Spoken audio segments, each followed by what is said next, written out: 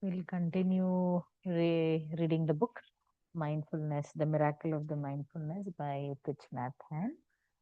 So we got the introduction regarding how the book was written. It was a letter written by Te. He is fondly called as teacher. Vietnamese Te is called as teacher. And that letter became a book, and it is far and wide. It reached and helped many people who are struggling in the war zone or stress and post-traumatic disorders and other things.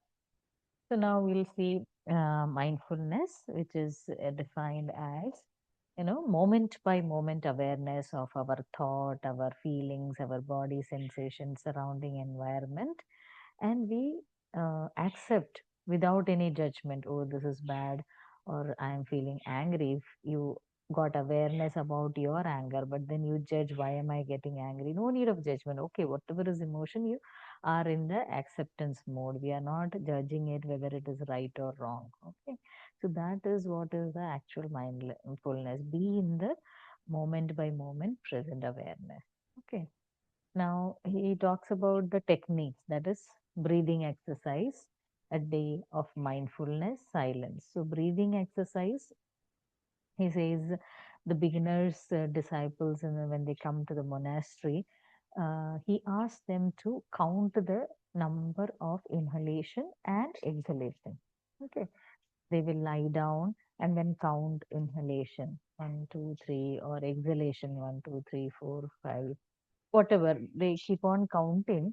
So in the beginning, they to get into the rhythm of observing your breath, they start counting the inhalation phase and exhalation phase.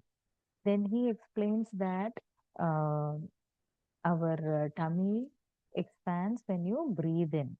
So when the lungs gets filled up, the diaphragm pushes. So our tummy expands when we inhale, and when we exhale, our tummy contracts. It's the right method of breathing. So if you have seen babies, so their tummies go up and down, no, when they are breathing. So that's the right way of breathing. And in olden days, it has been told that those who know the right breathing, they will never fall ill. No? And many have tried these breathing techniques to heal their physical illness as well as mental mind health. So they spend more time in counting the inhalation and exhalation. And the best when the stomach is empty, then the breathing exercise is very profound. That is what he was telling, those techniques. Then once in a day, you can dedicate on your weekend that it is a day of mindfulness, and you can tell your family members also that you are in the mindfulness today, and you can write a note on wherever you use the areas mostly, that today I am in mindfulness. So this gives you a reminder that you are not becoming an autopilot like all other days. Today, you are mindful about each and everything you are doing. Your mind, your body, your sensation, feelings, surroundings, everything is in one.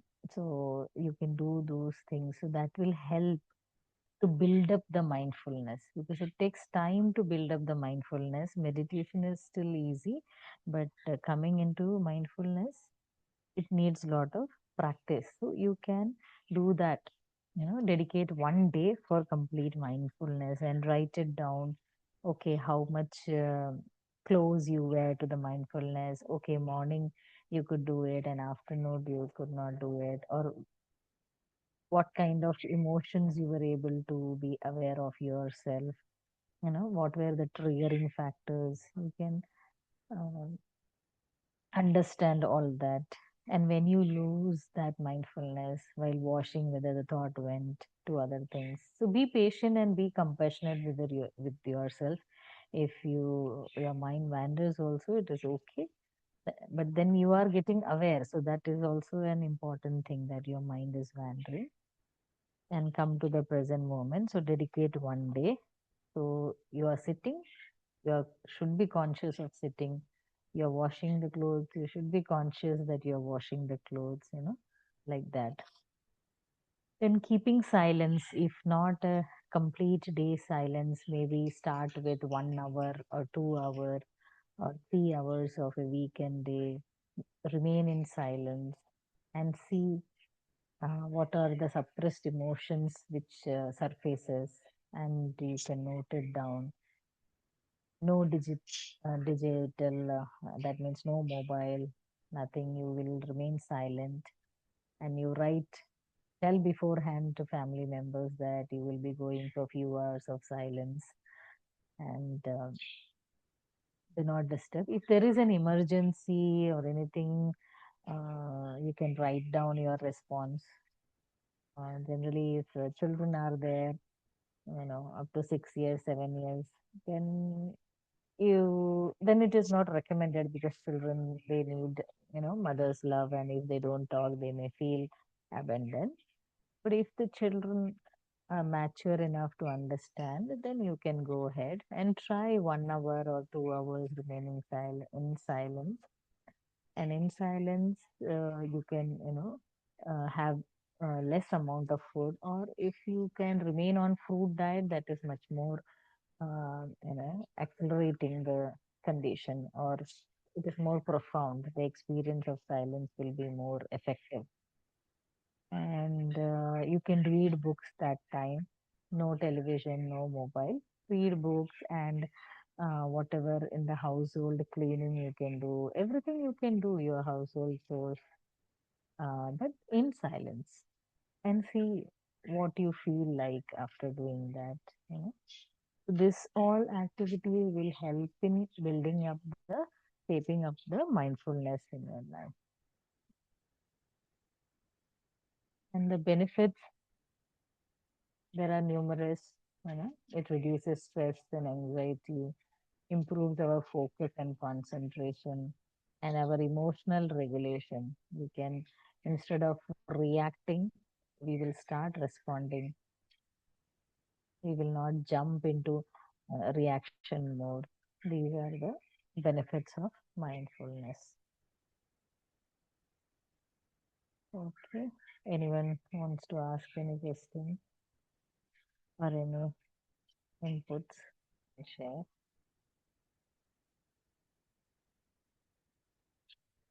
How was the meditation? Improving?